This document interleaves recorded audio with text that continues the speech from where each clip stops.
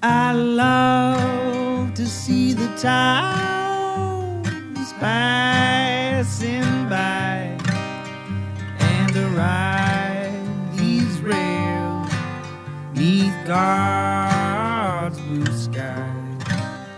Let me travel this land from the mountains to the sea, 'cause that's the life I believe He meant for me. And when I'm gone and at my grave you stand, say God called home your rambling man.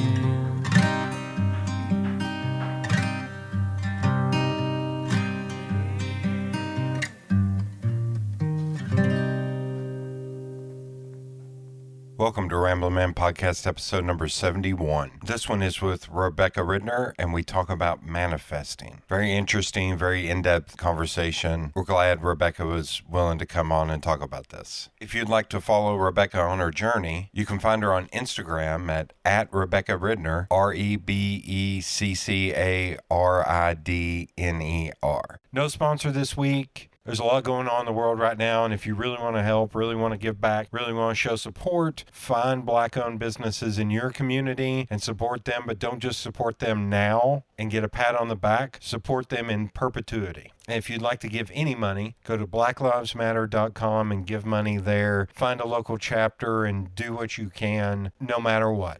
Thank you again for listening. Without much further ado, here's the episode. I thought you were a tequila person. Tequila. That may have come from someone pulling me down a foot and shoving a ball of tequila in my mouth. I forgot about dressed like a mermaid. Yeah. I don't know who that would have been. I don't remember that night very well. Imagine but that. I have heard a lot of people saying, accuse me of trying to kill them with a bottle of tequila. So The funniest thing is, I think everybody that was standing around me, you gave all them cups or little shot glasses. Then you looked at me and you went, nope. And you grabbed me by the shoulder and pulled me down and just started pouring. I was like, son of a bitch. I was like, God.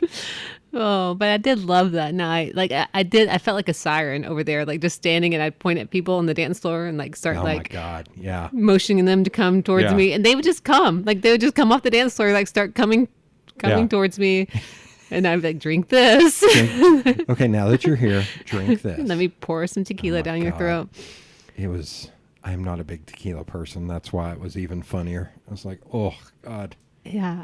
I don't know why.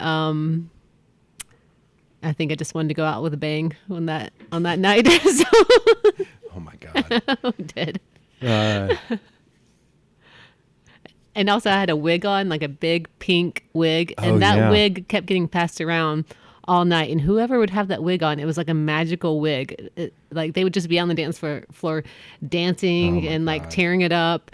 And there's something about wigs that I guess give people the confidence to think they can dance all of a sudden. I'm surprised nobody put that wig on my bald ass. We should have gotten it on you. Yeah. Do you still have that wig, or did it get lost? It was not like salvageable Oh. afterwards, Oh. so I think I threw it away. Say no more. Like Say it no wasn't, more. it wasn't like a nice enough wig that you can comb my it out, God. and so it just, That's insane. went in the Yeah. trash. So I assumed you were tequila. I was going to have to knock some dust off the bottle in the back of the one bottle of tequila I have back there instead of the bourbon. Yeah, I'm definitely a bourbon girl. But weirdly, like during all the COVID stuff, I almost stopped drinking because it turns out like I'm actually a social drinker. So, but now that things are like lightening up some and being around other people, I've started drinking again. But I didn't really even realize. I was going Like- to say, how's your tolerance? Oh, it's low. It's very low. I'm like a one whiskey girl now. I used to be like two or I have to three. take a nap Yeah, I and might then just drive home. sleep Yeah. on the sofa tonight. So Oh my God. Yeah, same thing. Like I actually, because I'm a dumbass nerd, I looked and like since I think February when I was visiting friends in Florida, I've only had like 4 beers. Really? Yeah, because I drink when I'm out. Right. And 2 of those have been when I was on dating in COVID too, which is hilarious. Yeah, those 2 were 2, and then the 2 previous, I can't even remember why I had beers. Well, I know a lot of people went the other way where they drink more, which makes sense. But I think when you don't live with other people, I mean, I live with kids, but I'm not drinking with them. I might drink because of them, but not with them. Yeah. I just didn't have anybody else to drink with. And there would be like happy hour, Zoom meetings, but I kind of got over Zoom meetings very quickly. And so I didn't really choose to do a lot of the happy hour ones because I'm like, I don't want to stare at another screen. Like I want to, this doesn't do anything for me. I need to see people in person, staring at you on the screen, drinking a margarita with you. It's not gonna do it for me. Oh my God. I do not have a problem with alcohol. Nobody in my family really does. But when I bought this house, I decided I was like, I'm never going to drink alone. So it's just been kind of a rule of like, I'll have a beer every once in a while if I want to try something new, but I'd never drink alone. Well, you definitely have a full stock beer. That's why I have bar in there. That's why I have so much. My old boss was like, that's why you have so much is because you don't. Otherwise, you would just if you were tearing through that. But. Yeah. And the other thing is it takes. So mine is social drinker, but it takes so much to get me even buzzed. Like I can count on one hand how many times I've been drunk in my life. Oh. And I've drank an entire bottle of. Was it any because of some tequila being poured down your throat? No, that night I drove. Oh no! Don't tell me that. She who shall not be named at this point. Oh, no. I drove her back to her car, and then drove home. I was completely sober. Oh, I've drank an entire bottle of bourbon in one sitting, and then been able to drive home. What? Like I have. I think the biggest was I had, I stopped counting at 18, and I think I had around 24 Old Rasputin Imperial Stouts, which are 13.2% alcohol. I had 24 of those in one night, slept for 30 minutes, and then drove back home to Knoxville from Cleveland, Ohio. I can't even process that in my mind. Like I can't. That's a lot. I can't get there. I'm a big dude. You are a big dude, but that's still like a lot of alcohol. Yeah. Well, somebody else was like, and all the calories. I was like, oh God, I don't even want to think about how many calories were in all those beers. Yeah, because beer's so heavy too. Yeah, and like stouts are. So I drank. Yeah, I started drinking those around 6 or so, and at 4:30 in the morning, finished. So what was the occasion? There was a design conference up in Cleveland I went to every year, and one of the guys who was in from California, who I became really close with, Armando, every time I would be like, all right, dude, I got to get up at 5:30 to get on the road because I'm meeting somebody in Columbus, Ohio at X time. So I have to meet them, so I have to get on the road. It's like I have to get up at 5:30 to get on the road by 6, get a shower, and throw all my shit in my car. And he was like, just one more. And he kept doing that. Did he have to go back to the store? Why did you? No. We were sitting at a bar. Oh, in the bar. We were sitting at a bar, and not only that. What was the bill like? The bar. Oh no, I stopped paying after like 4. People around were just like another. Yeah. He was buying, and then it hit a point. I think when I got to about 18, where the bartender was like, "I'm just going to keep feeding you." It's like beer. the big steak you get at those steakhouses. If you can eat the whole thing, then you don't have to pay. If you can drink 24 beers, then you don't. Oh, the bartender and the wait staff came out and sat with us and let us sit there till 4:30 in the morning. Wow. Like, it was insane. And then we went to the casino downtown, and after being in there for about 30 minutes, I was like, fuck, this is depressing. It's 4:30 in the morning. It's bright in here. Yeah. There's nobody in here. And I looked at him. I was like, I'm going to go. He's like, I'm going to go too. So we walked, and I can't remember if there's a photo floating around of, I think, him and I mooning the camera. At that point, I was like, it's late. I don't care. It's like, I'm around people I'll probably never see again. Who gives a shit? And then walked the mile to my hotel, got in bed at 5 o'clock. Alarm went off at 5:30, got a shower, and drove home. Wow. I don't know if that's quite impressive. I say I'm either scary also. I'm either an alcoholic or I'm awesome. But yeah, I don't know. I just have very high tolerance. Yeah. Stanton from Postmodern keeps giving me shit. He's like, you're going to need to prove that one of these days. I was like, okay. and I'm going to carry you back to your house at the end of it. You're like a sideshow over there for postmodern. They'll bring you in. They'll be like, How many shots do you want me to take? Yeah. This couple and I were in Charleston, South Carolina. We went to a distillery at 10:30 in the morning. And we got the tour. They opened at 10. We got the tour. It took 30 minutes. And they started, and they were giving us, like, not only a shot, it was over a shot. And there were 7 different types of alcohol. oh my goodness. And the wife, after 2, was like, I'm done. And so she started handing me. So at the end of that, I drank 7 full shots. And it was mixing gin and tequila and vodka. Oh. And then 7, and then Sounds horrible, honestly. 3 of her 5 remaining. Her husband drank 2 of those. I drank 10 of those. And then looked at him like, I need food. Like, I'm hungry. And I'm going to just be sick. I don't feel drunk, but I feel like I'm going to be sick if I don't get food on my body. Yeah. So, I'm an idiot. I think I'm definitely like getting old because now I can't drink without getting sleepy. Like, especially during the day. Like if I day drink, then I need a nap. Yeah. And then, especially beer. I feel like after having a couple beers, I'm like, it's very heavy. Yeah. I need a nap. I don't know what it is. So that's the other thing about going out. It's like, holy shit, I just spent $70 on alcohol and I get none of the good stuff. Right. So mixture that with the social drinking. It's like, I'm just I'm good now. I don't need to just sit here and drink. Yeah. It's definitely a weird world now going out in places. Especially like bars can't be open at the bar. No. And so it's just a totally different thing. I know. And it's, and now if they close back up again, which this will be released in a few weeks. So whoever's listening is coming from the other side. They already know if it's closed or not. Yeah, they already know what's happening. I know. It feels so sad to think about it closing again, but also, I understand why if it happens, but man, I think it'd be so depressing to have to go back to. Yeah. This has just come up in the last, oh God, though. I'll have to show you. The listener will just have to imagine.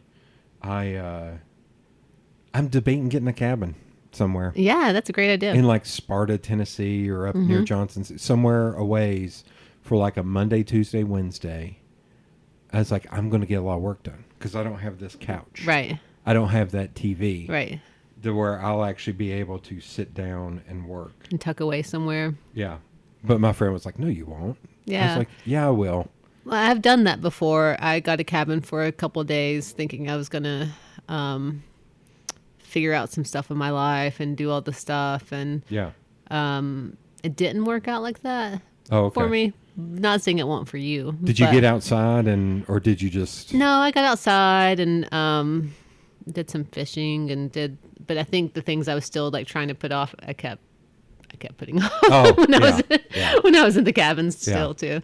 But it was a good time. It just didn't turn out to be the way that I it felt too the good intention of like I'm going to go here and I'm going to make some life decisions. I'm going to like get organized. I'm going to figure my shit out and I'm going to like move forward on things.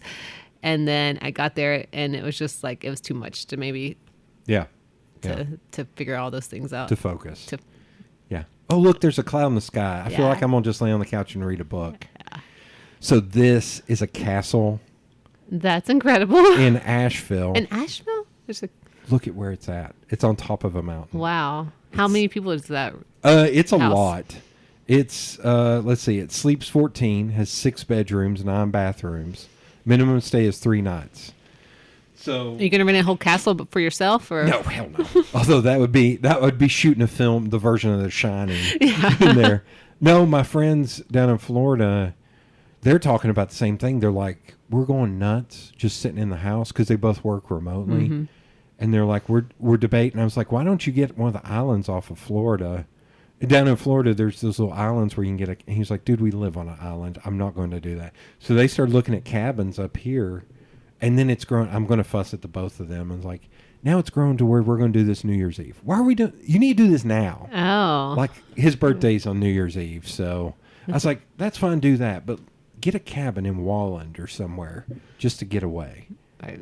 It's a fun birthday to have, New Year's Eve. In a cabin. Yeah. Or in a castle. In a castle. That's the thing. I texted him. I need to text his wife and be like, do I need to get more people? Because they're like, we've invited you and one couple. And that's it. I was like, I can't afford $600 a night, you idiots. I was like, we can sleep more people. Fill that space up. Yeah. I'm going to fill this up. Got a whole castle. Yeah. Yeah, sleeps that many. I was like, I've got a friend in Colorado who would come to that. We'll figure out something. I was like, that's insane. I was like, I'll just start asking my friends if they want to come. I was like, hey, you want to go to a castle it's for 3 impressive nights? you already know what you're going to do on New Year's Eve. It's only June. I know. Well, they're the ones who said that. Otherwise, the funniest was the wife texted me and was like, so what are your plans on like July 4th or New Year's Eve? And I think I texted back, it's like, you're adorable. I was like, what plans are you talking about? Yeah.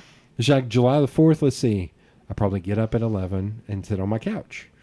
And she was like, oh, well, okay. I was like, we're in a stay-at-home order, man. Right. So New Year's Eve would be fun. And hopefully it'll be lifted by then. Even if not, we're on top of a mountain somewhere. I don't care. So there would be a question. So have you thought about that during all of this? Like so you have Staying in a castle? This is my first time obviously passing my mind. No, it's like with having the kids one week and not having the kids the other week. Have you thought about like trying to get away or do anything like that? Or are you still nervous about No, I'm not nervous at all. I'm kind of like, I mean, I lean on the end typically with most of life of like taking risk and being like, but I mean, I want to be cautious for everybody, Right. But I actually looked at trying to rent a beach house for the kids, for me and the kids. Yeah. And everywhere's booked up. I mean, I think just once things started lifting, like things got booked. I mean, I'm sure I can find something, but I looked for a while and there was not anything that like was super appealing to me. I'm going to look again and see. Yeah. I did sneak away for just a couple nights when one of my daughters and we went surfing in North Carolina. Nice. And it was a great time. So it was needed to get to the ocean. I have like such this drive to be at the beach and be in the ocean. And usually I'll go a few times during the summer. And so, I thought that was going to end with to be a beach bum. yeah, I would love to move to the beach. I would love, that's like eventually in my life, I will live where I can be at the beach daily if I want to and wake up there. There's like a different energy and personality I have when I'm at the beach. It's like I'm connected to that space. I love, like, I know some people like hate sand or hate sand. I'll like swim all in it, crawl around in it. Like I love swimming in the ocean. I just love it all. I love like the atmosphere. But I don't love like touristy commercial beaches like Myrtle Beach. Yeah. I mean, it's not like the place we went was like small cottages on the beach. Okay. And, small town, little surf shop, little like coffee shop, like everything I needed. This may be where I need to go instead of Sparta or Johnson City. Yeah, it was great. It's called, I don't know, I kind of like feel nervous to say it on the podcast, but okay. You can tell me later. No. It's called Oak Island, and it was it's like 7 hours from here. Okay. I hadn't heard of it. Someone else mentioned it, and it just like rang in my head, and I was like, okay, I got to check that out. And I went, and as soon as I pulled in, I was like, yeah, this is the kind of space I love. This is the kind of place like I want to. Is it like rejuvenating, refresh? What is it? Do you think about the beach? Yeah. Or is it just so in stark contrast to where you're living right now? Well, so I did grow up in Florida, like from 8 or 9 to 18. And, which part of Florida? So this is like really sucky, but I grew up like in the middle of Florida. Like, I mean, Florida's surrounded by oceans on 3 sides. So like why you would choose to move in the middle of the state is beyond me. Yeah. But my grandparents lived there. My parents got divorced. My mom moved us there. But we were like only like 45 minutes from the beach near Tampa. And so we would go a lot on weekends. So I think I probably loved that, learned to love it then. But I just feel very connected to the earth and everything when I'm I know some people feel that way about the mountains, and I do love the mountains, or feel that way about the lake or the river, or whatever. And I mean, I just love nature in general, but there's something about when I get to the beach that is just like a different energy comes over me, and I just feel like this is my place. This is your spot. This is me. This is who I am. So I don't really know why, besides just my soul loves it, and it craves it, and I do feel like I feel refreshed, but also feel like just me. I just feel more me. Yeah. That's the best way to describe it. It just it speaks to you in some way that's unspeakable. Yeah. So last year at this time, I was actually in Costa Rica learning how to surf. I went for a week there to a women's surf camp in Santa Teresa, which is like a small town on the peninsula in Costa Rica, and I fell in love with that too. Like the whole like Costa Rican vibe is totally my style. Like super laid back, super like you go in a store even, and you know, like if you go to Mexico, a lot of times people are trying to like sell you things, like they're in your face. They're like, hey, you want to buy this? You want to buy this? You want to buy this? But in Costa Rica, you go in and like you're looking at stuff and they're like, just think about it and come back. We might be here, we might not. That's cool. And then we may close early and go surfing. Yeah, exactly. But also something about that, you're like, oh, now I'm going to buy it because you're going to put pressure on me. Yeah. But like that whole scene and vibe, I'm like, I could live here also.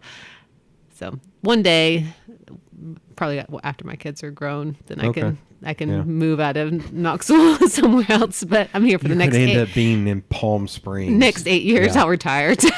Beach bum. Yeah. I'm gonna be like a golden girl down in Miami. just cheesecake and stories of St. Olaf. Like that's kind of my dream, honestly, is to like have like best friends that I live with, and then we just have like guys that we like come in and out. Oh my God. Holy shit. Here we go. You're hearing it now. We're going to check back in 8 years. It's gonna be like, see if I'm ready to retire to Miami. Yeah. It's like you're just going to show up to the house in a muumuu. You're going to be like, all right, it's done. Yeah, it'd be great. It's done. Oh my God. Okay, so you kind of mentioned East Coast, Atlantic Ocean-y. Have you been to the beach out in like California or in other countries or anything?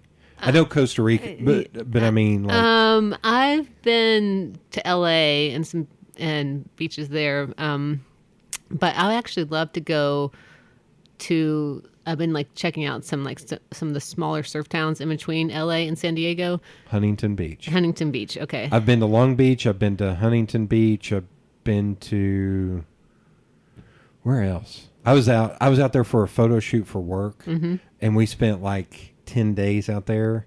The company, it was like 6 days, but I stayed an extra 4 days and just wore it out. All right. It's amazing. And that's before like LA kind of got some of the downtown revitalization, which is really cool. But Huntington Beach, like for me. So is it south of LA or is it?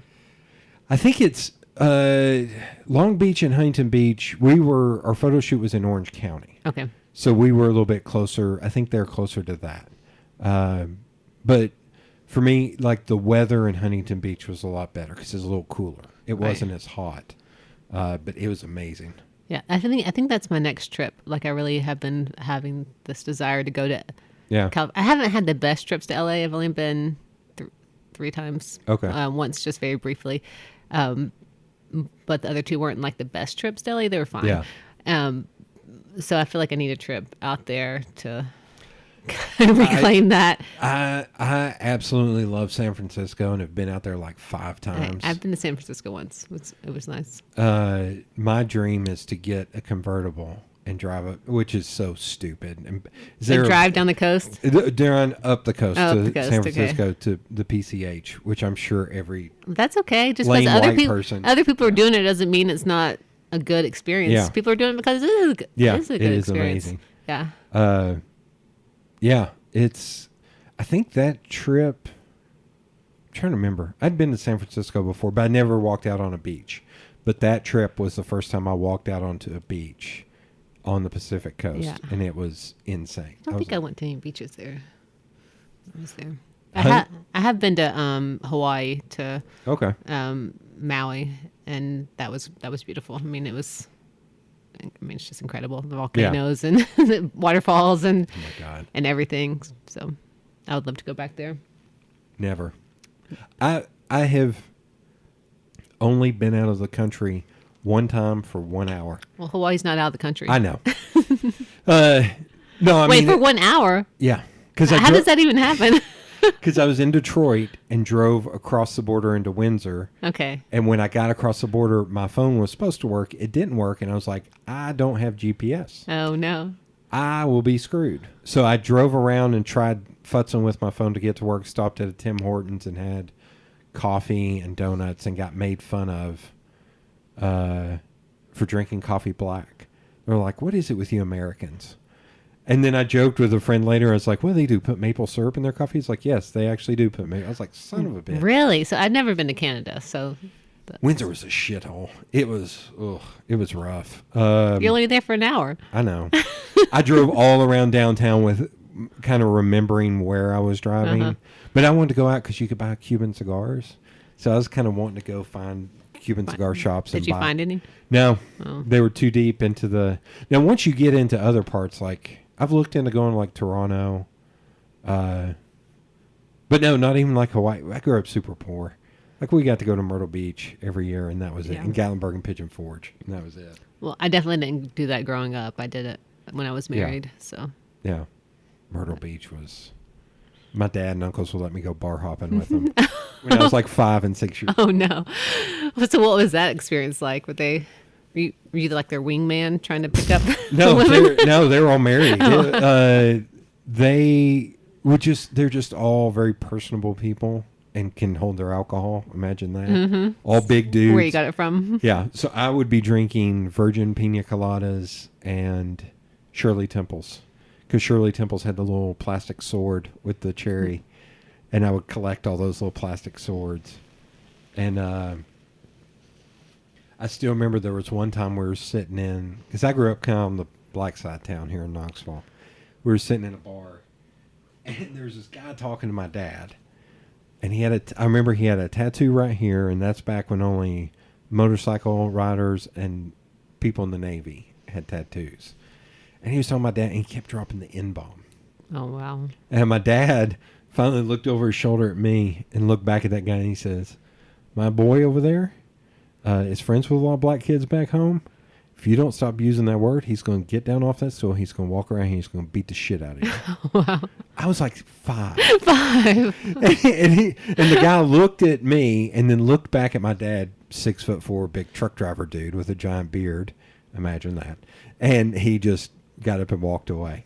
So yeah, they would take me at bars. We would see live music and stuff. The only way we could go to Myrtle Beach is because like 20 different families would get together, and we would call the hotel and get hotel rooms for nothing. That's how we worked that. That's really fun though that you all vacation at the same time. Yep. Oh, we would Together. take over like the beach. We would take over the pool. Like it was insane. It was all. That's super fun though. Yeah, it was all. Funniest part, a young man in high school with aspirations of being a star used to go with us all the time. His name is Kenny Chesney. Oh, wow. His mom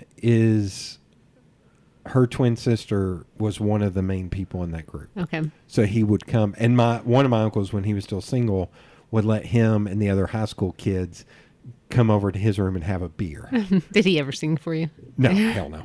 I met him when I was I think the last time I saw him was when I was in high school, and I was already a foot taller than him. He was tiny. Yeah. And that was after his second album. He didn't become big until like his third album.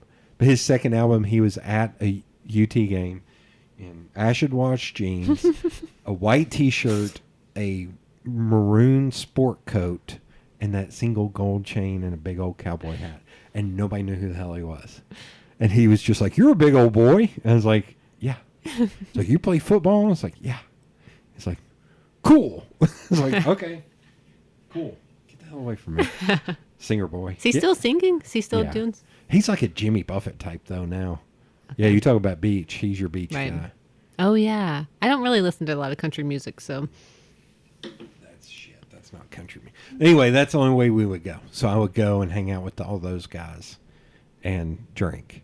And then I remember one of the girls in the group who was the older sister of a kid my age. She's like 4 years older. She would love to peel your skin when it burned. And she was like homecoming queen. And I was just like, you're like, oh yes, come on. I don't know why like 8. I'm like, I don't know why I like this, but I like this. Yeah. Peel my skin, She's baby. like, oh my God, he's so cute. And I was like, I don't know why I like this, but this is awesome. Did you grow up now and like still like try to get burned all the time? You have some kind of like burn fetish. Good Lord, no. Oh God, no. I'm cutting that out. I'm gonna have to ask you to leave. Take your drunk ass home. So you didn't. Y'all were in Florida, but you did go to the beach a lot. Cause yeah, my mom actually, she loves the beach. She actually moved to the beach now. Okay. She lives in South Florida. Did you all get to travel a lot when you were a kid? We didn't travel a ton. We did so my parents were divorced and we would do a lot of, with my mom, like weekend beach trips. Did your dad also live in the same town? No, he lived in Tennessee. He still lives in Tennessee. Okay. That I was born in Tennessee in Dunlap, which is like 2 hours from Knoxville near Chattanooga. And so, and occasionally we would do trips with him, places like we went to Washington, D.C. one time when I was little, but we didn't have like a regular traveling type thing. Yeah. And then I got like married so young that I didn't travel much. And so this last year I tried to fit in a ton of traveling, as much traveling as it possibly could. I think of saying something. I was like, I don't want to be impolite. I was like, no, you were popping out babies. Yeah, I was popping out babies. I had 4 babies by the time I was 27. Good, sweet Jesus. I know. I was a kid. Oh my God. I read something the other day that said like you don't actually become an adult until you're 25, and I was like, yeah, that makes total sense to me. Yeah, your brain doesn't stop developing until you're 25. So yeah, I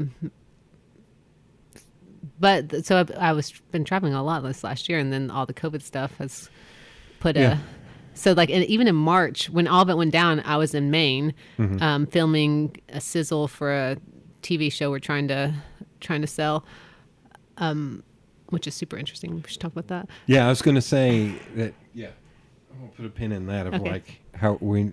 Yeah, keep going. Okay. You were in Maine. Yeah, so we were in Maine. I mean, I think in March, like I had traveled 3 different places before everything shut down and we couldn't travel anymore. Which, I mean, that was like mid-March. But that was actually the first time I've ever been to Maine. But so we went with Pop Fizz. We're shooting this TV show called American Psychic. I guess I can talk about all this. If not, then I'll just tell you to cut it out later. But I'm pretty sure I can. And for this show, I was the host on it. Oh, shit. Oh, and so this is actually a really interesting thing. Okay. So like this last year also, I've become super fascinated with psychics, or the last 2 years maybe. And didn't really know why. I just would be like really intrigued by them, and I would like travel different places to visit like these different psychics. I went to Miami to visit somebody and talk to them. I went to New York and just like these different Nashville. And I would kind of feel this like guilt about it because this is really weird, first of all, and like excessive just to like travel places to visit psychics, to talk to them. And it wasn't like, I don't know what I was really like looking for, but besides I was just really intrigued by it and curious. And I've learned to just follow that thing. Like whatever like intrigues me and lights me up and makes me excited, like I just follow that thing. So for like 6 months, a year, I kept doing this. And one day I was in like a meeting with Brian, who owns Pop Fizz, and he's like, hey, I want you to look at this TV show idea. And I like read the show idea, and it says, a psychic curious host travels around the country visiting psychics, like, and takes somebody, the 3 different psychics, like you visit 3 different psychics in each city and take somebody, blah, blah, blah. He's like, what do you think about this? And I'm like looking at it and I'm like, man, the host is just so important in this show. It's just so important. I feel like there has to be somebody that understands this like world of psychics, but it's not going to be too woo-woo. Like, and somebody that also like the audience can trust, like somebody that can be a bridge between these 2 spaces. And he's like, well, what do you think about you being the host? And I was like, hot damn, I've been doing this for the last year. Like, unbeknownst to myself, that there's like, he's like, well, I've had this show idea sitting on my desk for a year. And like, and then expected him to go, no shit. Yeah. And then there's like all these like dots connected. And then we were like, and I had this psychic I knew in Maine, and we ended up going up there to visit her and 2 other psychics up there. And we took people.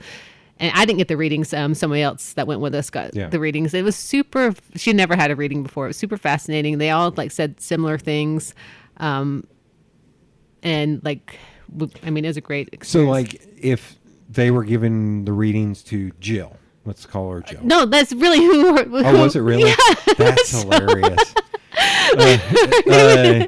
You can still say Jill. It's fine. I already said I it. don't know why I pulled the name Jill. Because you're intuitive. Oh, I think maybe. everyone is intuitive. Like, I think we all have this intuitive gifts, and like we can pick things up. Okay. Like, and if you like, I mean, I think some people, it's like a muscle that people practice, and so they become psychic because they practice. And some people Yeah. are just more geared towards it. But there's like this information really kind of floating around. So like you probably pick that up, That's even insane. even without even trying. Oh my God. And you got it. And so, yeah, I love that this happened on the podcast. Like that. And I swear I didn't know. No, I you didn't know, of course. But like, I really believe, like, I mean, I have some intuitive gifts. I don't Yeah. like use them for like as to get paid. I Yeah. mean, maybe if I decided I wanted to, I could maybe practice that and do that. Yeah. But it's just, it can be super helpful also to use like your intuition to like guide you in life. Yeah. I'll come back to, because Okay. I actually have a weird thing that I'm curious now to hear your thoughts Yeah. on it. But so like Jill goes to 3 different psychics Uh-huh. in Maine, and you're trying to see if there's a through line on all 3. Yeah. So she was going through a divorce. She's And like, you pick somebody different in each city. yeah, It's not the same, premise. yeah. So we actually brought Jill with us, but the premise would be like in each city, you would have somebody there that you would take to, like, you kind of find these psychics in each city and just kind of and test it out. So like Yeah. with any like profession, there's going to be ones that are good and there's going to be Yeah. ones that are bad. There's going to be ones that are crazy. Like one of the ladies is a bone reader, so she would like take a handful of these bones, and I mean, and like throw them out, and then she'd read it. And one of them was like a penis bone from a raccoon, and like just like crazy stuff. It sounds like So- New Orleans. Yeah, but she was like, stuff. and she calls herself a witch. We went to her house. It's like on the lake and outside of Portland, Maine. Yeah. But she was like super friendly and like super Okay. sociable, and like you kind of like seems like you're gonna be freaked out by these people, but really like Yeah. they're just like engaging. So like she got that reading and it was good and like on track, but kind of like vague, Yeah, like yeah. not like super like detailed stuff.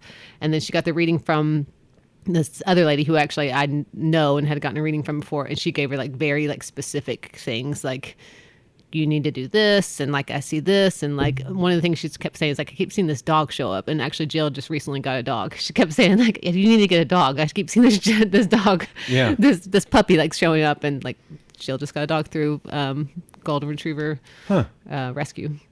So That's wild. So you all have only shot one of them? we just shot a sizzle, and so right now we're trying to Right. get it sold to a network. Yeah, Discovery or somebody. Yeah. Yeah. So it's being shopped around. There's some interest in it, but it hasn't been bought yet. And like it could, like the idea could change. Like the network Right. that gets it would maybe say like we want to do this. We would like so far that's what we keep having is like one of the people are like, well, we want younger psychics. We want Yeah. want. Sorry, hit the You're mic. fine. So we'll see what happens with it. But so I actually have a story. This is going to get really weird. All right, you ready? Like I feel like I'm going to reveal how actually weird I am if I tell you this story, but that's okay because I am weird. I'll just own it. But all right, so this was last August, and so this was like it wasn't until that following January that that Brian asked me about doing that TV show. So last August, so sometimes I said I have some like intuitive abilities Right. and things. It's mostly for my own self. Like I can pick things up, and sometimes I'll hear even like messages about things. Okay. So Okay. I'm like, I hear voices, but I mean, it's just like in my own Well, let me get my pocket knife. in back my out. own head. It's not like outside of me. I'll start hearing things. So I hear one day I'm like in my backyard. I think I'm just like sitting on the back patio, and I start hearing these 3 messages, like very specific messages. And the first one says, make sure you spend time alone. And the second one says, make sure you're ready because you'll have a TV show. And the third one says, make sure you go to Maine. Okay. And so I'm like, all right, that's very random, especially the main one. I'm like, well, what the hell is that? Like, where does that come from? And at the time, I had no idea about the psychic TV show. Like, I'm in production, so like I've pitched a few TV shows. Most of them were based off like design things or different stuff. Like that's more of my background than being in this weird world in the hosting, in front of the camera world. So I'm like, all right, like that's cool. Like then I started trying to figure it out for a little bit. I'm like trying to figure out about going to Maine, what that means, and I just forget about it. And then one day, like this is October, I see Jill in the parking lot of Home Goods, and because she works in production also, and we're like returning stuff because when you're a prop stylist, you always have like a ton of shit that you've bought and then returned, and Home Goods is like one of the places that happens a lot. So we're talking, and she's like, man, I just really want to go to Maine. Like, would you want to go to Maine with me? And I'm like, yeah, let's go to Maine. Let's make this happen. And so we start trying to plan it. And then she's like, well, I don't have the money right now to go to Maine. Like, and it's October, so it's getting kind of late to, you know, for us to plan a trip to go to Maine. Then, so I'm like, all right, cool. Let's just table this and we'll figure it out later. And then, so then I'm in that meeting with Brian, and he's like, what do you think about, you know, this show? And I'm like, oh, and what I even think about it, I'm like, oh, I know this psychic that lives in Maine. Like, I've never been there before, but I'm like, oh, she'd be perfect to be on the show. And he's like, you know who we should take as Jill, because she's going through all these life transitions, and so she'd be the perfect person to do it. And then all of a sudden, like, all the dots just connected in this space. And then I'm like, holy shit. Like, actually, you know, however many months ago, I got these specific messages about this. And then we went, and like, even before we went, I was like, all right, I'm going to see like what kinds of things I can like manifest to happen on this trip. Like, I'm like, I want these like very specific things to happen. So I like wrote down this list of like, I wanted Jill to get like I mean, I feel like I don't want to get too much into Jill's reading, but like just like things that wanted to happen on the trip, or like things that happened during her reading, those different things. And everything but like one of the things I wrote down happened. Oh, one of them was like I wanted somebody off camera to actually get read, but like that wasn't supposed to be intentionally being getting read. So the last reading we went to, Jill's sitting with a psychic, and Jill's best friend actually came with us also to be like a person to get like feedback. So Jill's best friend and I are sitting off camera, and as Jill's getting the reading, the psychic's like telling her all this stuff. Like, I see like your dad's had a heart attack, and Jill's like, no. And she's like, I see like you have like fertility issues, and Jill's like, no. Like all this, like she's just gonna be like, no, that's not me. That's not. Yeah. And her best friend's like, that's me. She's talking about me. She's talking about me. So the whole time the lady's reading her. And then I kind of felt bad. I was like, oh, I like manifested this thing to happen. But it made for super entertaining TV, and that part ended up in the sizzle. So, so just like magic, all this like magic that I feel like that I've learned to be able to create in my life in the last few years, and just stuff to show up. Do you think it came to you unintentionally or intentionally? The show or the... No, just the talking about manifesting stuff. Do you think you were like, I want this to happen? Or do you think something happened to you and you were like, you know, I wanted that to happen? And, you know, it's something that was in the back of your mind 6 months before. Does that make sense? Well, I guess you mean about like just in general manifesting? Just in general, yeah. I think a lot of times I'll have like an idea or like whatever, but sometimes I try to like intentionally manifest things. Like I'll write it down, I even have this like little, here's a shortcut for you for manifesting a thing I say that I just say, what would it take? What would it take for me to get a dozen red roses or whatever? Okay. And then I just, sometimes I'll say it multiple times and then I just forget about it. And like almost always it shows up. And it's just and it's kind of like the space of like putting it out there to the universe, like whatever it will take. Yeah. And sometimes it could be like, you could say like, what would it take to have $1 million business idea? And then like the thing comes to you and you have to like do the thing, you know, you, then the next day you have this idea for a business and then you can just choose to do it or not do it. So it's not like necessarily like the $1 million just shows up to you, but it's all about then like, but it is like when you like the universe, I've just experienced this space the last couple of years where the universe will like will just like play with you. Like you Yeah. can just play with it. Yeah. And so like we're like, well, let me just see if you kind of take it in this playful way too, like, let me just see what happens. And then it just does. Like things will align, stuff will happen. And it's been really super fascinating and super fun to get to experience this. Yeah, it's kind of what is it called? Closing doors, opening, what do you call, sliding doors. Yeah. Kind of thing. I think I've not thought about the manifesting thing because otherwise Salma Hayek would be sitting there and we would be hitched. But I think I've thought about like the sliding doors effects. Like when I was 17, I told this on Ben's podcast, but I'll tell it again. When I was 17, I got offered a job at a manufacturing company doing their marketing and PR, which would have had me flying to Europe on the regular and giving press conferences on this manufacturing. I'd be building their catalog and stuff for them, designing it, because I did design in high school. And it's a major company. So why didn't you do that? Because it scared the shit out of me. I still wanted to go to college because I still knew I was mostly self-taught through high school. I knew I needed to go to college, and I was just honestly scared. Yeah. And I think so. How often like the stuff comes to us and then we are scared. Like we're scared to take the risk. We're scared to do the thing. We're scared because it feels bigger than us or whatever. Right. But I also think there's part of me at my age now, I'm like, what company was about to drop all of their marketing and PR into a 17-year-old They saw kid? something in you, obviously. It was also a 6'6" and 330, so I probably looked like an adult. But it was also like I was like, I can't rent a hotel room. I can't rent a car. Right. Like there were so many. I think I was seeing all the impediment. My dad had driven me to the place because this was before GPS, and I had no idea how to get there. And he's a truck driver. And he's like, oh, hell, this is so-and-so and so, and you turn down here. I was like, when are you going to work today? Yeah, I love when your dad takes you to the interview, then you got to fly, and then you get to fly to Europe regularly. Yeah, and so I think it was just, it terrified me a little bit. And I had other opportunities. The funny part was, so I had that as an opportunity. I was going to run a press at a quick print shop on Gay Street that was kind of like a higher-end Kinko's. Uh-huh. Their graphic designer was joining the Navy, and she was going to leave in 6 months. And the press guy was going to retire. So I would have been running the press for 6 months, and then I was switched over to the design part. And then the guy decided not to retire. And then they closed up like a year later. So it was not even an opportunity. Right. And then the other thing was out at Goody's, their print shop, I was going to run their bindery department. And it took like 3 levels of people for it to get nixed because the boss's boss didn't like that I would be working a flex schedule. They're like, no, he has to be here 8 to 5 every day. And the shop manager was like, no, he doesn't. He's like, if we set up things, he won't have to do that.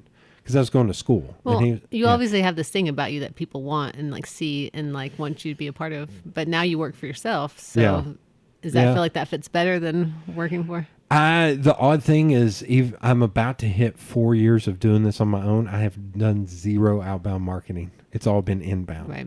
To where that's why I'm kind of at the point I was like, I want to start doing outbound marketing to get the work I want as opposed to getting the work that comes to me. That makes sense. Maybe that is manifesting. It's like write it down. Write down like what you want, like the specific kind of clients you want. And like even at one point I wrote down like I wanted a job where I'm like where I get paid to travel, where I get paid to be myself. Like just like very kind of vague, but I'm like, well, however this shows up in the universe, like I want that to happen.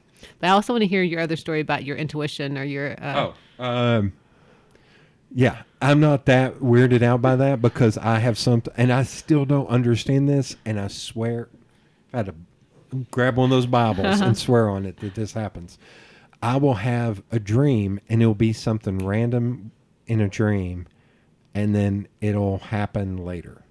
And what I mean by that, it's stupid shit, though, because it's like, there's one time, let's say I started working at the print shop when I was 25. So at like age 21, I had a dream of just this scene in an office. Mm-hmm.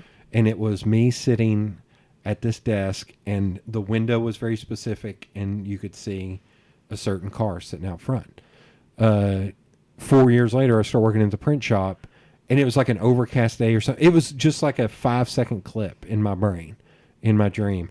And then 5 years later, I'm sitting in that exact spot, and I turn around and see that car, and it just freaked the shit out of me. So I've had that happen a lot. Well, I totally believe that. And here's the part that I get tripped up. I'm like, all right, so. And so I know, I'd never been to that print shop before. I had no idea who they were until I saw the ad in the paper. So I'd never been there, no, nothing. Well, I'm like, so is that your intuition picking that up that far in advance? Or is it like you created that somehow? I mean, obviously, like that space was already there. But like, you created, there's that this opportunity place there. to book when those things show up. Also, like I get tripped up on like time. I'm like, maybe just time doesn't exist. So like it already had happened, and then like it's just we're getting like down a whole rabbit hole now. But it's rambling, man. It can go however long. But I think every time it happens, it's something as small as that. And I hate to say every time it happens, and I recognize it later on.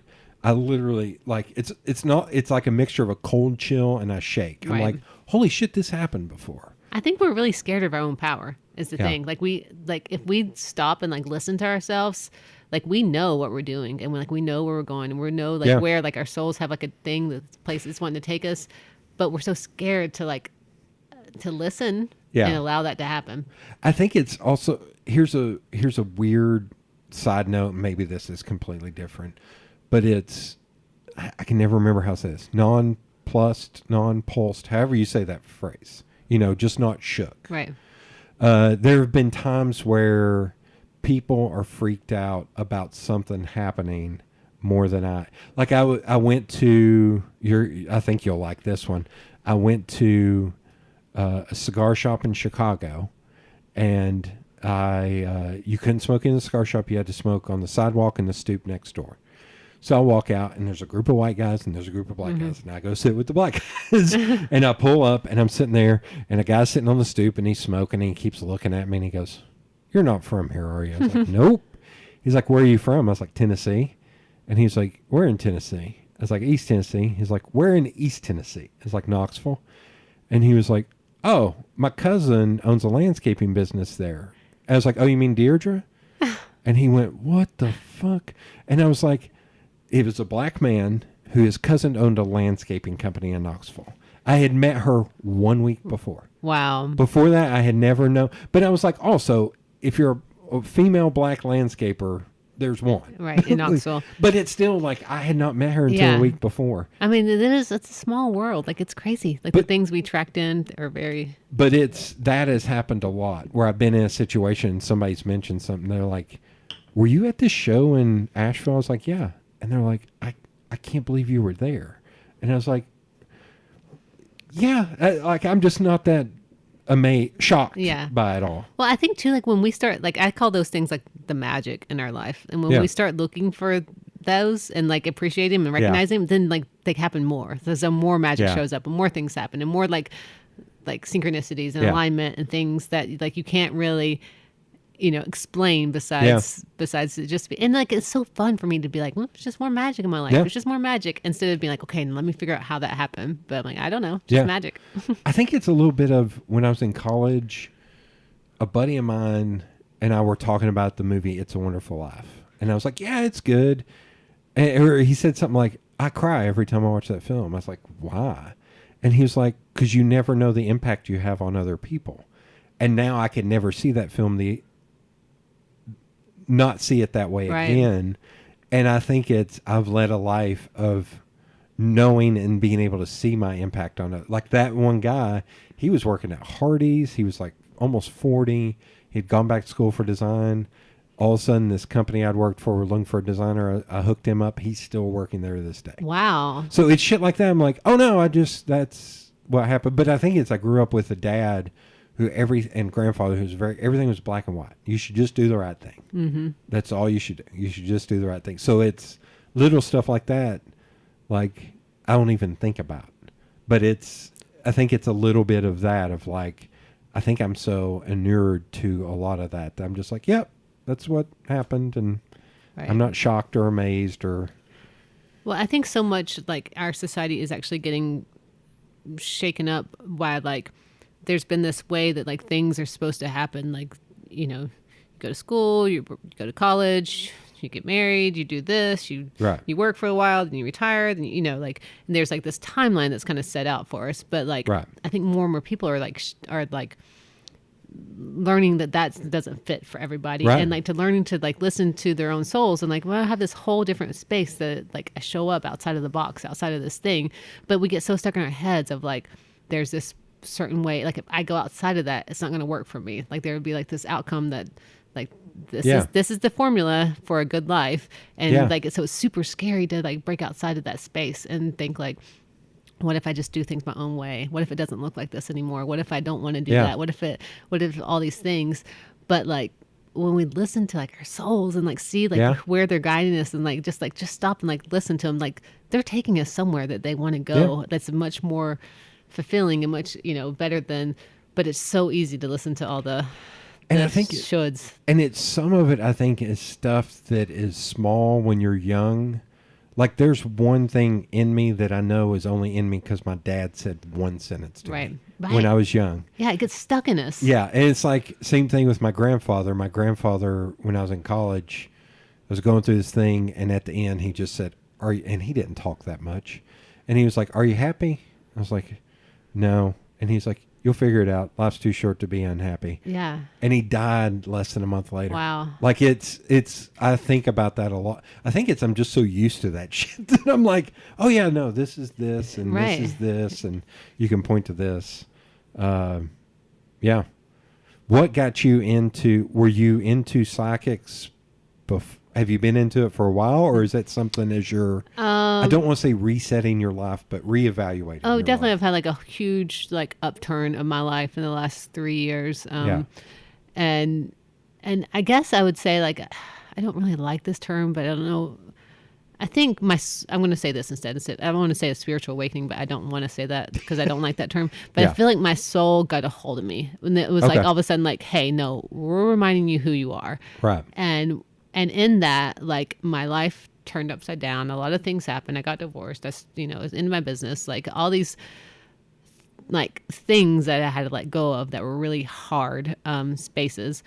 But in that, like I returned to myself more, and I remembered who I was, and then like you found who you really are. Yeah, like and then there's and it wasn't like I was lost. It just was like buried underneath all this other shit, and so I couldn't remember because like I was hearing so many other voices, and all of a sudden it was like it's just shot through where that's all I could hear, and then I couldn't do anything that didn't fit into that space anymore. Like suddenly, like if I tried to go back into my old life, it just would be so uncomfortable that I could not be there or sit there. And then I just kind of learned to like trust it. So in that space, I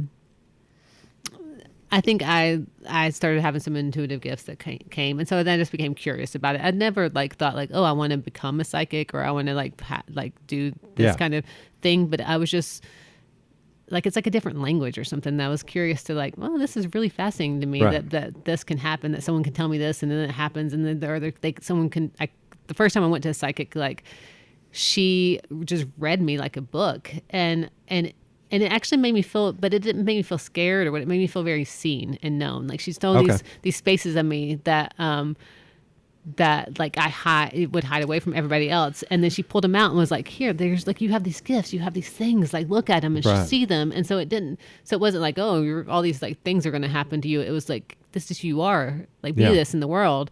And so I think it was just this very affirming experience for me.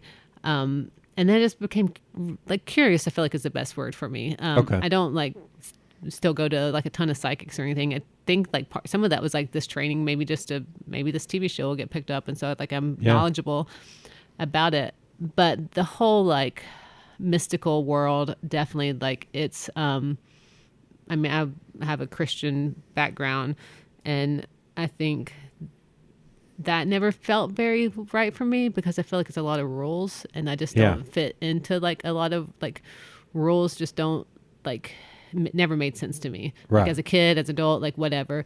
And so like this more like mystical place that I can just play with and understand and like things happen and I feel like I have this control over in some ways. Like it just felt like me. And so I just pushed into that space of like, hey, this is it's who I am. And I think for a long time I was maybe doing that, but not really wanting to like let people know that. And then at some point I'm like, I'm just going to own this. Like Right. I'm weird and it's like fun, and life is much more fun to be weird, honestly.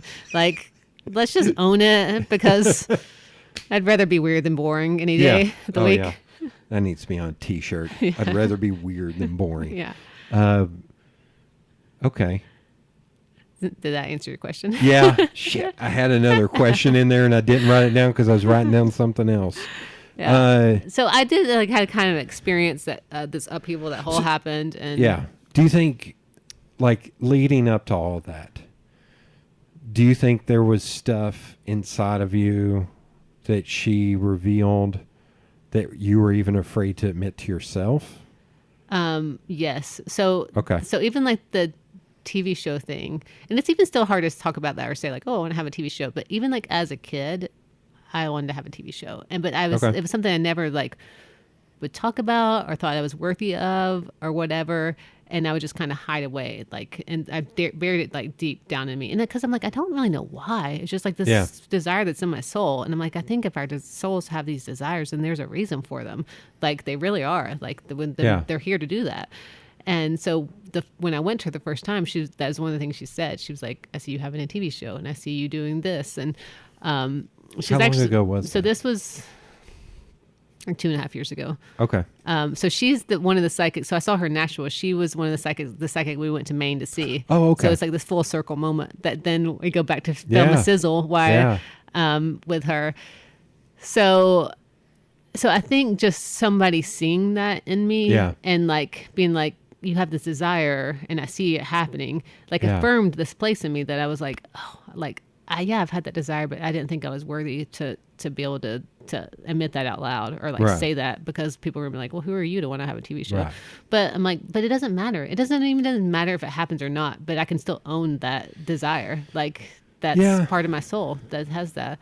I think it's, I feel like I'm just a multitude of quotes, but I'm a huge fan of Kevin Smith, Clerks.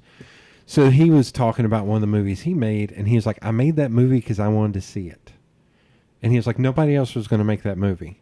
So he was like, it's kind of a dumb idea. He's like, but I had to do it because I needed to see that movie. So it's kind of the same thing. It's like, you can make fun of me for wanting this, for wanting the TV show. Right. But I want to see that made, so I'm going to do it. Right. It's almost like a drive or something. Yeah, and it's like, and just kind of owning those spaces in us. Like I really feel like the weird things in us, the weird desires, the like stuff that you're like, I don't think I could ever make money doing this thing. Those are the things that we're actually here to do and our soul wants. But so often we're like, these aren't like things that can make me money or I can get paid for, or these are things I can't really show to the world. But like that's actually, I think, where like our abundance thrives and like stuff happens, is when we kind of like own those spaces in us and be like, hey, I'm just going to do these things. Like I love Sean and Dale. Like Dale, like she just owns who she is, and they do all this crazy stuff and they do all this stuff. And I'm like, during COVID, I'm like, can you guys please make a TV show? Because I would watch this all day long just to see you guys like doing your weddings and making your like sex van or whatever you're doing over there. And you're like, so feeding like, hummingbirds. Yeah, just like I think not everybody has to be that like, out of the box, but like those things those desires we have are there for a reason. Yeah. And so when we just own them, even if it's just like writing them down and not telling anybody else, but like that's like just a good start. I feel like just to like own this thing that I want. And like, and there's a reason that you want it. Yeah. And I think we can get into this place too, where we're like, well, everybody wants this, or everybody, or who am I to even to think this? But I'm like, if your soul wants it, there's a reason. Like it's here to do that. Yeah. Do you think there are any times with stuff like that to where you've had to push through, maybe not feeling I hate to say feeling worthy, but do you know what I mean? Yeah, no, 100%, 100%. I think like all of our things that we don't have in life are because we don't feel worthy of them. Like I think like knowing like we're enough and we're worthy of things is like the root of like everything in our life. Like if we just really like own things and be like, oh, I'm worthy of someone like being here, then she would probably be here. Like it's just like it's like our minds have so much power over like when we limit them and like think that we can't do something or we can't have something, then we Yeah. won't. But if Right. but if we like know we're worthy of it, it changes everything. Yeah. Yeah. So. I know.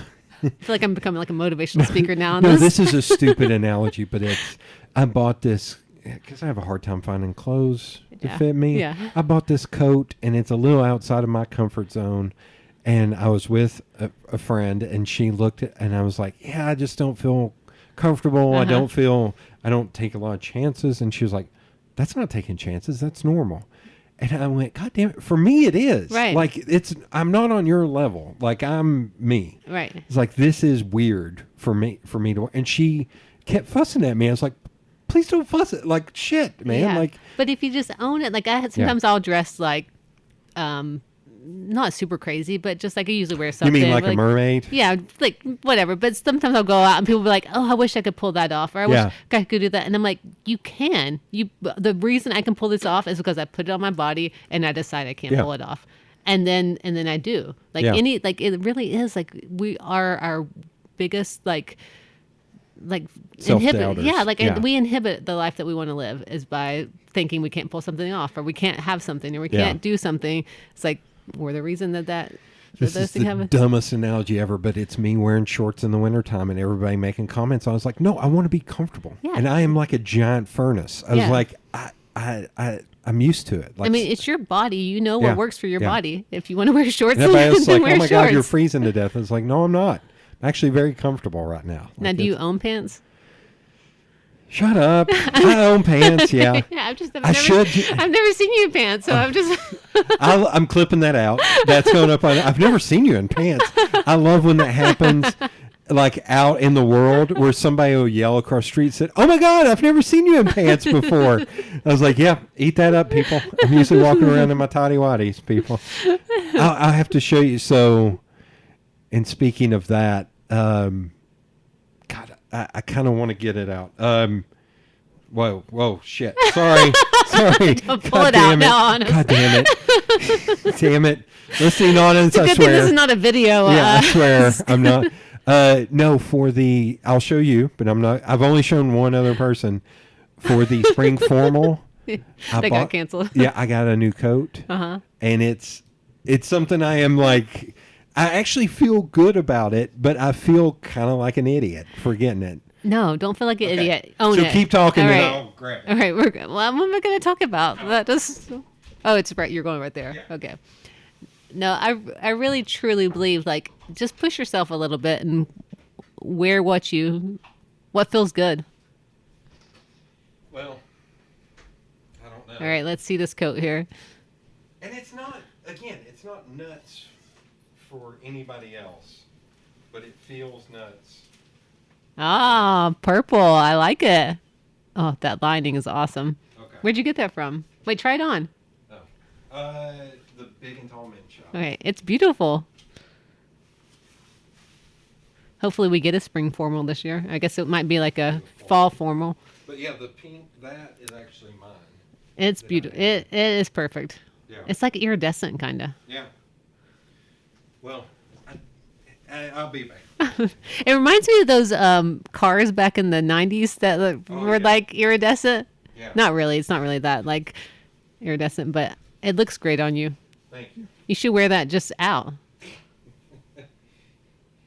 I think okay, I want to do these like dinner parties where we get dressed up in our alter egos. I know we had the alter ego party, but that night at the Hive. But I want it to really be like everybody comes with like their character and their character's name, and you show up to dinner.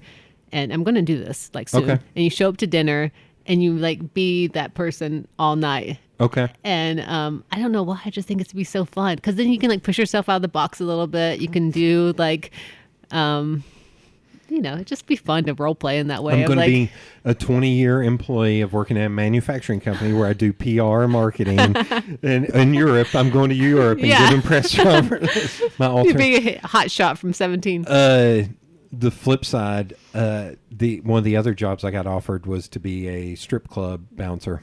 Oh, did you take that one? No, because You've had a lot of jobs you didn't take. the guy kicked me out because I was 17. Oh, I were you- graduated at 17. Okay. And I walked in and I was looking for a job, and he was like, "Were you looking for a job?" I was like, "Well, I need a job." And he was like, "I'll give you a job." He's like, "What's that?" And he was like, "Well, you can be a bouncer. You can be my doorman. You're a big boy." And I was like, "One problem." He's like, "What's that?" I was like, "I'm 17." He's like, "You get the hell out of here." It was during the day. There was nobody in Yeah. there. And it was the one out on Clinton Highway. How close were you to turning 18? Shit. That was in June. Would you have taken the job if you're 18? September, October. It was 4 or 5 more months. Oh, wow. Five Oh. more months I would have been. I didn't turn 18 until end of October. And this was like May or June. Okay. Would I have taken it? Nah, my mom would have murdered me. I love it. My mom is the sweetest Southern lady who's like 5'4". But I joke every once in a while. It's like I'll walk a woman back to her car, even just friends or anything. And they're like, "You really don't?" I was like, "Yeah, I do," because my mom will just appear out of nowhere and beat the shit out of me if I don't walk you back to your car. It's good. But yeah, Good mom. Like that coat, I sent it to a buddy of mine, and he was like, "No, good. You need to start doing more shit like that." I was like, it's just not in my wheelhouse. I got picked on a lot when I was a kid. So and I already stand out. I don't want to stand out. So you're trying not to anymore. stand out anymore. Yeah. Which, But maybe you're made to stand out. oh my God. But like in a good way, like Yeah. be that. Stand out. Own it. Well, and I think it may have been, was it Dale? It was somebody that we were sitting around talking, and they said, "I notice every time you come in, you don't look at anybody, and you walk around the edge of the, you kind of," I was like, "Yeah, because I cast a large wake. Like, I have to, like, downplay my size." But you don't have to. Like, what if you just owned that? Like, you're your size for a reason. Like, you just walk in the room and you're like, "Here I am, showing up." Because my one sentence my dad said to me when I was 9 years old, Well, yeah, you didn't tell us what it was his sentence. It was after a basketball game. We beat the other team, and one of the other kids went into the lobby and slammed down a couch and started kicking the couch and crying. And my dad and I were walking out the front, and he turned around right as we hit the door. He put his finger in my face and said, "Boy, I better never see you do shit like that."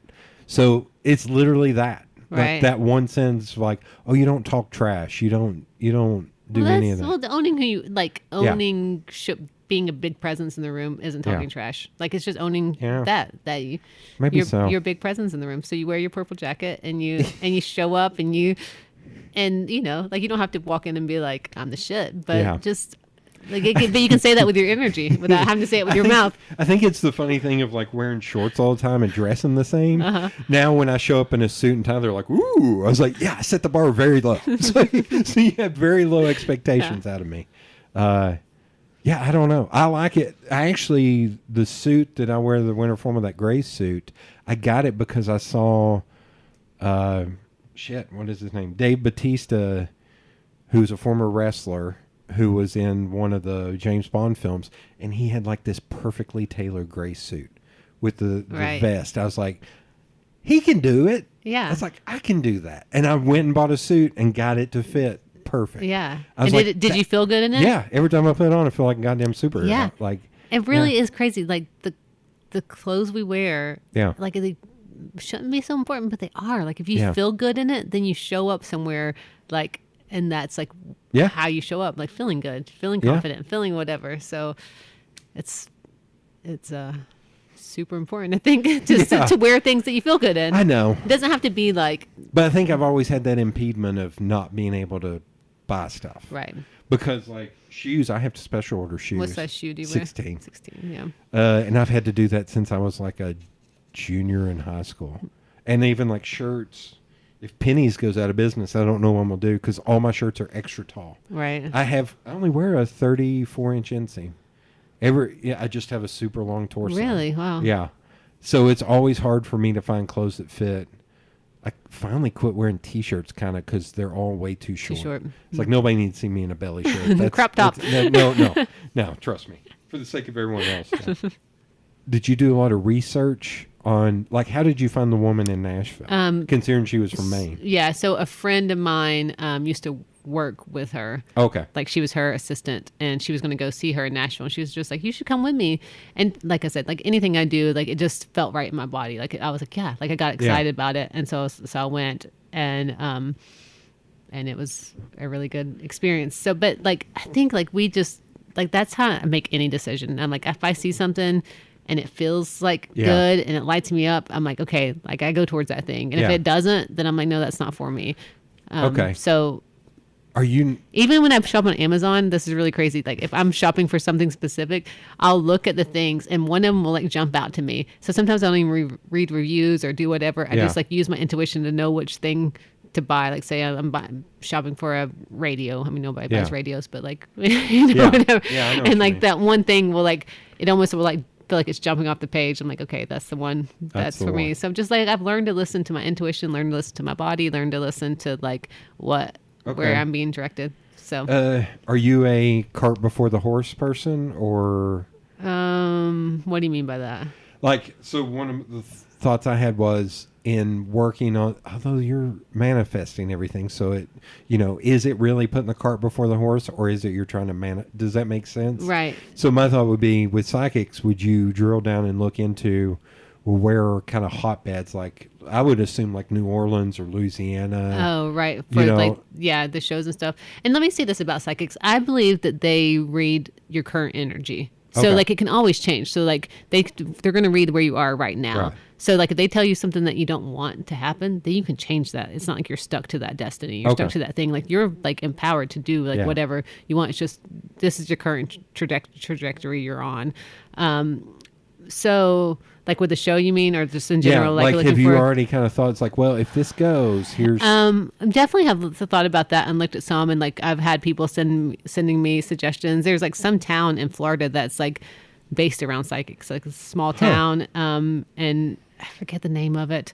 That's like has all these psychics in this like small town that people travel just to go there. But like New Orleans obviously is a big place, and I would even think like San Francisco would be good. And it's really become like a, I feel like even like a younger generational thing, Really? like a lot of the whatever Zoomers, Generation Z, whatever they call them now. Like there's a lot of that. Like people are geared towards that, or like looking at that. And so even like some of them aren't like these old like gray haired ladies. Like they're like 28-year-old somebody that's doing this on Instagram or doing like YouTube videos. And they're not doing it to be snarky or funny. They're doing it. Yeah, because really. like they're just like tapped into that space and that gift. And I think more of that generation is maybe aligned with like listening who they are. And so like they are more in tune to those gifts, where like our generation's like maybe more been like shut down to that because we were told, like we weren't taught that, or were like opened up to that space. And so like it's still available for us, but it's going to be harder to get to because for them, like they weren't as like, for us it could be more of like this could be an eventuality, right? But first you got to do these things, right? Well, I think when you're like young, like you have like kids are very intuitive. Like they just will know things, pick things up. Like they can read the room, read energy. Like, but they don't know that that's what that is. It's just that's just how you're born. But as we get older, we like turn that off because we were taught not to trust it. Right. Like someone says, well, that's not how that happened. You know, our parents are like, well, like you'll say like, oh, this is going to happen. They're like, no, that's not. Yeah. You know, so we learn to not trust that. Right. But like if like the generation is taught to like trust that and listen to it, then it just is that muscle gets exercised and they learn it more. So it's really fascinating to see like this trend happening where people are, and I don't think like the word psychics is like a word probably that most people are going to like label themselves as, because it does feel like an older word. Like more people are going to use like the word intuitive or like healer or instead energy of reader. Instead of just the word psychic, because when you think of psychic, you think of somebody that with like a crystal ball sitting with like a turban on, and but when we were in Maine, we actually walked into like our whole team. There's like 7 or 8 of us. We all went to this psychic that had just like the neon sign on the side of the road in like old Portland. We just walked in there and she read us all, and she was probably honestly like the most accurate reader of everybody. Like the stuff that she told us was all pretty spot on. And this is right before all the COVID stuff happened. She told me, she's like, So like the biggest thing you're going to like, your career is not going to do much this year. Like it's going to be frustrating for you, but next year is going to be your year. And I was like, oh no, I'm not going to own that. And then like all this stuff happens where like you can't even like work or do anything. So, but she told me some other really good things too. So that was, I mean, I think we paid her like $15 or something a person. Just walked in. She was super fascinating. Well, hell, I'm just going to ask this. Yeah. So when it comes to like going to psychics or doing anything like that, are those things you feel like you need to keep to your, like whatever you get told? Are they things you need to keep to yourself, or do you feel like sharing them? Or do you kind of wait for things to happen? Like now that COVID has happened, you can be like, hey, she told me. Like, see, it is real. Well, or do you think there are pockets of this is kind of just for me, and this? I think it's both. Yeah. Yeah. And like I said, like they read the current energy, so that stuff could or couldn't happen. I mean, it's like there's this potential. So it because definitely I've heard things be told to me that didn't end up happening, and I'm not like, oh, that's a bad psychic. I'm like, oh, just the energy changed between then, and I went in a different direction. I did a different thing. Like I really think we have like free will. Like I don't have to like follow exactly what has happened, but I think mostly I like to keep those things to myself unless it's but sometimes no. Like I think it's just a choice. Like I think that's anything in life. I keep a lot of things to myself, but sometimes I tell on a podcast. Oh my God. Well, I think about that, like me telling that about the dreams. I think that's only the second time I've ever said that to anybody. And the first time was not on a podcast. It was just with a friend. I was like, this has happened. That's weird, right? Yeah. And this has like been in the last 6 months. Yeah. But it's just weird. I think it's the same thing of like, one other thing that I never tell anybody is like, I feel like I practice physics. And I told that to somebody and they couldn't get over it. And she was like, I don't understand what you mean. I was like, I'm a big dude. So sometimes I'll like do some kind of weird ballerina pose just to see if I can maintain balance. Wow. So it's shit like that. And I think it's because I played sports forever. So, and it's because I'm so top heavy, I have to worry about. But I was like, I can do the thing where you're standing up and put your foot into your knee standing up, and I can hold it. And that's abnormal, I'm sure. But I was like, no, because I said, but technically it's practicing physics of how. And she still did not. She was still like, you're nuts. I was like, no. I get it. Yeah. I think it's just coming from sports and practicing that.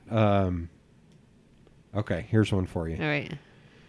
With all this, how open are you to your kids about all this? Well. And also I'm thinking of like shaping them to be open to it too. Yeah. I don't like, I think here's the thing, like after coming from like a Christian space that was like a lot of things were taught like this is the right way, this is the thing, like my beliefs are constantly shifting. Like what I believe today, it's probably gonna be different than what I believe tomorrow. Okay. So I don't hold on to anything too tightly. So I don't necessarily teach my kids like this is the thing, this is whatever, this is what I'm going through. But I have a lot of books, I have a lot of stuff that's around. I talk to them about my experiences because I think that's how I learn is through experiences. But I just want them to be open to figure out what they believe and what their thing is. And I think like they're going to have their own story. They're going to have their own journey. Their soul's going to take them somewhere. Their dad still takes them to church. So I also don't want to be like in the space to say like, this is not, just like, here's a different angle. Here's this angle. You can figure out what you believe in this space because I'm fine if they decide they want to go to church and do that. But I think just for my own life and like seeing like how happy I am and how things can happen. And so I'll have like my oldest daughter like texted me one day. She's like, how did I manifest? Like I never really talked to her much about manifesting, but she just asked me, and I think, so there's just like those conversations that come up, and they know about like the show and the psychics and that kind of thing. And I think it was just like keeping it in this like playful, fun space and never like, this is the thing, this is the way things work. I'm like, this is what I'm figuring out. This is, And this is not the only way. Yeah, like, and that's the whole space. It's like I'm just playing with the universe. Like, let me just see what happens. Let me just try this out and see what happens. And whenever I do that, like, it's just always so much better than like me trying to like nail down. I think I've just gotten really comfortable with the unknown. And I think like I heard somebody say like, I don't know, and I don't trust people that do. Yeah. And I think that's the truth. I'm like, I don't know exactly how like it all works, and I don't. And like, if you tell me you do, then like, just like, so I think just giving my kids space to wonder and figure out what they believe on their own is where I'm at. That's, so for me going to church when I was a kid, I would go with my grandmother, and like my grandmother would go 2 or 3 times a week. My grandfather never set foot inside of a church. Right.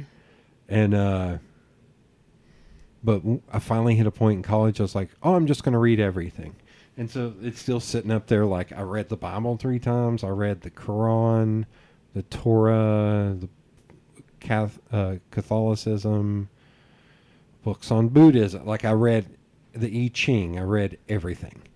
And then got down to the end of it. I was like, you know what it is? It's a very personal belief. Right. And it's... And they kind of all still say the same thing somewhat. Yeah. But different language. But my thought was, in reading all that was, oh, I'm shaped by all this by all these years that preceded me. Right. And nobody else had that experience. So it's a very personal thing to me that's nobody else's business. Right. And I've tried to talk to people about that, and they do not want to hear that. They're like, so where are you at? It's like, it's not team sport. Right. It doesn't matter. Yeah. It doesn't matter. You haven't seen the shit I've seen, and I haven't seen the shit you've seen. So it... And I really think like all of our souls are on like their own personal journey. And if if you're taught and learned through the Bible, that's great. Yeah. If you're taught and learned through the Quran, that's great. If you know, like if whatever it is, like if that's the thing that speaks to your soul, then great. Because like you could say like manifesting is praying. Like it could be that like I'm praying, I'm manifesting. Like it's like trying to make something happen really. And but it's just different language. Yeah. So yeah, it's weird. I think also kind of growing up in the South.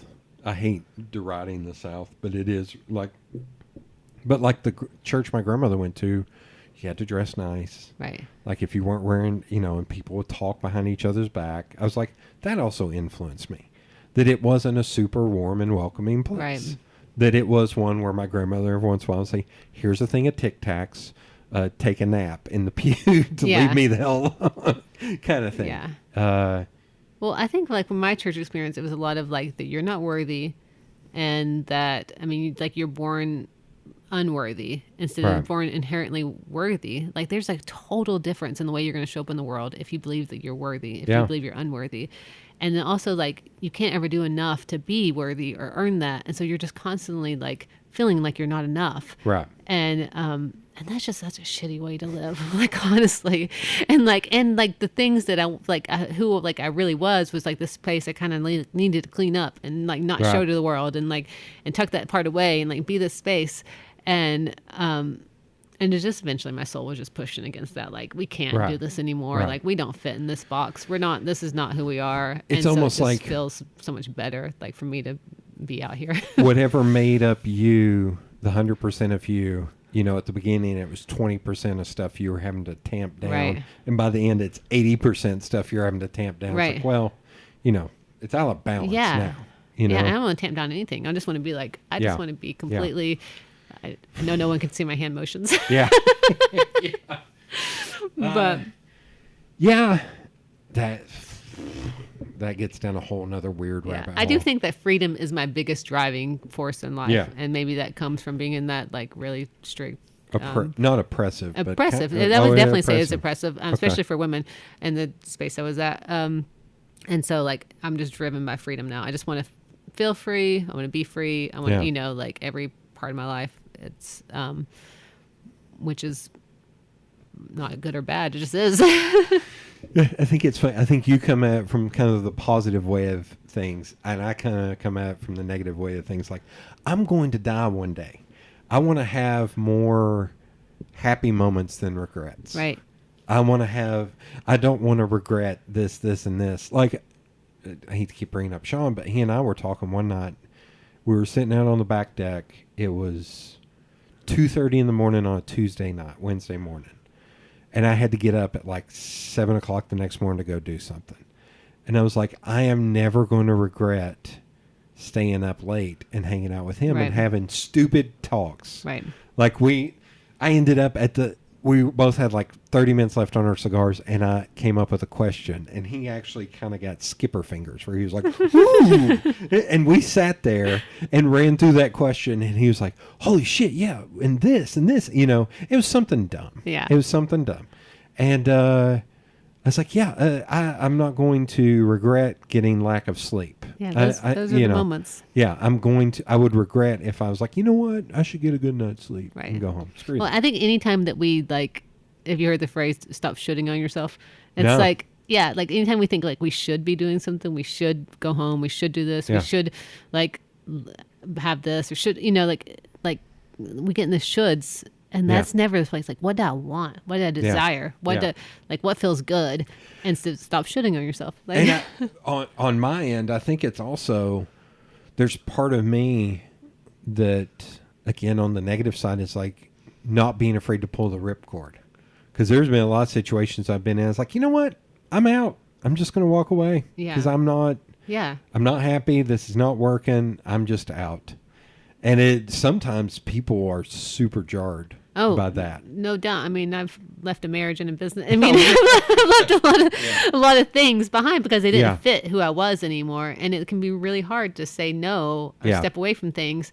But also, it's so freeing to be like, hey, this was great for the time being, but it's not the thing anymore. And that's okay. It's okay for things to shift. It's okay to walk away from a business. It's okay to do walk away from a relationship that doesn't fit anymore.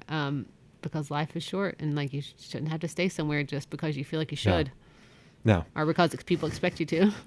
On the flip side, yes, there have been times where I want to go, here's where I am a dick, and I'm big schlubby idiot doofus dude, but there have been women where I almost, when it's ending, going, you're never going to find someone as good as, who's going to treat you as well as I have treated you. right. And it's hard not to say that sometimes. Well, I don't think it's always about how someone treats you. Like it just, sometimes it just is. It's not, it's mostly never about the other person. It's a lot of time it's about the person that's. I know. I still think but I get struggle that. with that. You should own that. Yeah. Be in that space. You're a prize. Well, oh, shut up. But it's like, so something before the podcast, the 10%er. That's my nickname for her, the 10%er. The party girl. No, you're just not 10%. Oh yes, that girl. Yes, Okay. Yeah. You've told me about a lot of girls tonight. So thanks. With her, because I knew, because I've dated a lot, I was like, she's going to end up settling for some dude who's 50% good enough for her because he has abs, because he's a lawyer, because any of those other things. If people are looking at those like superficial things for why you're a good match with somebody, then it's never gonna be. But you know what I mean? Like, be happy. But it's also like, I really care to, all those things to where I was like, was she 100% what you wanted? I'm trying to think. I don't think I have 100%. Yeah. Here, if you want another weird fact, as much as I don't like talking about this. That's why I talked about it on one podcast to get it all out. I've dated a lot.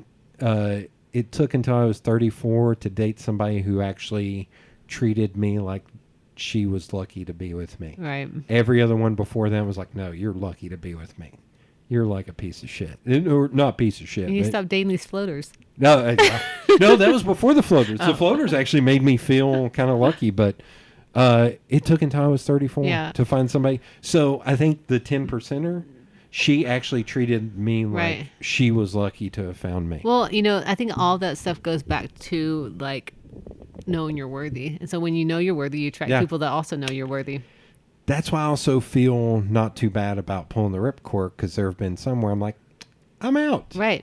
Because you're not great. Right. And you may be this or this or this, but no, I'm out. Yeah. Oh, yeah. I got plenty. The stripper. Oh, Jesus. That's happened in like the last year. Going out with the stripper. She had retired from stripping 2 years before, but she had gone stripped to go through school, and she was thinking about going back to school. I was like, "You're going to go back to stripping." She was a mess. How did that end? It actually ended with her ghosting me. Oh. And then, not to get, God damn it, I don't know how graphic I should get. Found out later, a friend that had also gone out with her, he ran into her at a gathering of friends, and she was drunk and he was drunk, and he finally was like, "Why'd you dump Jody?" And she was like, "Oh, it was my birthday around that time, and I really felt like being with two guys at one time." Oh, fun. And I was like, "What the fuck?" At least she broke up with you first. Yeah. And Gary was like, "Would you do that?" And I was like, "Probably not. Probably not." And I looked at him, I was like, "Definitely not with your ass, because I got to see you again, and I don't want to have that image in my..." But yeah, he told me that, and he and I have just giggled about that later. I was like, "What in the..." Okay. You definitely date some characters after hearing that. Oh, God. You have that's nothing. That's not even scratching the damn surface. How did TV come to be for you? Like, how did well, that... I don't know that it has yet, but it's getting there. Yeah. But you've been working in that space. I've been doing some production stuff, yeah. I mean, so when I guess it was when I had the Hive, then some HGTV stuff started filming there. Right. And then I kind of got pulled into that world. And I started doing prop styling. And I don't really do as much of that anymore. Like now I'm trying to help with Pop Fizz to maybe get some, to get some shows picked up, some original content. So we're coming up with TV show ideas and pitching them places and filming sizzles and that kind of thing. There's a comedian who used to work for the networks for scripts, Bert Kreischer, that he had Trip Flip and what was the other one? Hurt Bert. There's another one in there somewhere. Trip Flip was they would end up at like Lowe's and they would look at a couple and they're like, "Do you all want to go to Puerto Vallarta?" And they would take them to Puerto Vallarta. Like, and what would they do? They would give them the trip of a lifetime. That's awesome. Yeah, maybe that wasn't Lowe's. I can't remember, but it was something like that. But he had these ideas that were dumb ideas that he pitched to networks. One of them was called Bathrooms. And he was like, he would turn every room in your house into a bathroom. He was like, he's like, "Where's my kitchen? How do you like your bathroom?" and the other one was Moat Crasher. Every man's house is his castle, and every castle needs a moat. Wait, so these networks actually picked this up? No, no, they laughed him out of the damn room. But he talks about all the time. He was like, "I still want to do moat crashers."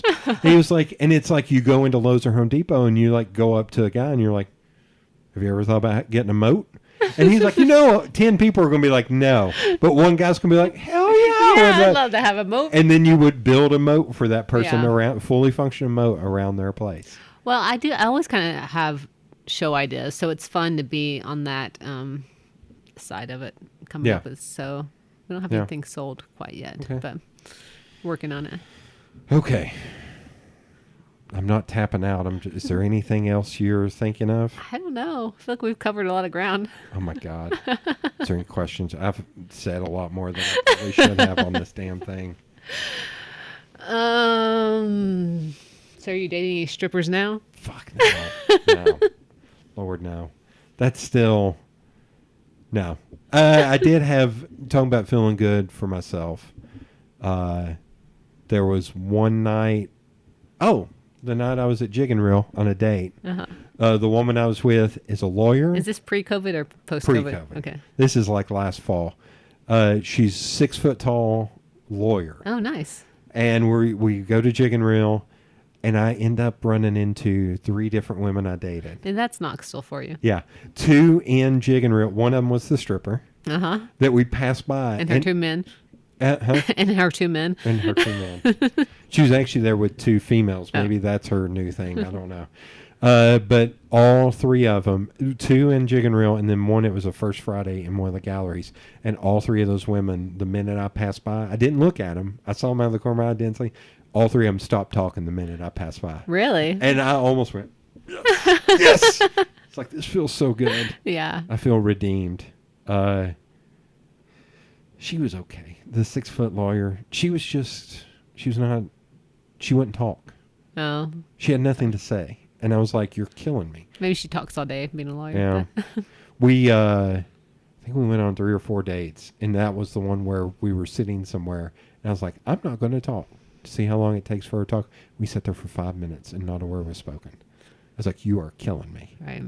It's like, so, yeah. No, not dating strippers. Not interested in any strippers at this point. All right. I feel like we're still missing stuff, but I don't have anything else written down. Manifesting yourself. Okay, there's what we can end on. If there's any nugget of advice you could give anyone listening to this about manifesting. Yeah. I mean, I really feel like we're just all so powerful. Like we really are. Like you can completely change your life if you want to and go in a different direction. And it's like it starts with just owning that and then putting it out to the world. So like if it just write down those desires, like maybe the things you're scared to tell anybody else, or it could just be small, simple things that you just want. Like you can start with small things that you want to write down and say, what would it take for someone to buy me a cup of coffee? And then just let it go and then trust that it'll show up. So I think, but the biggest part of all that is really just like listening to yourself and trusting yourself, like that you're leading yourself somewhere that you want to go. You don't have to know where that is, but you're going somewhere. Okay. All right. I think that's good. Thank you. All right. Thank you.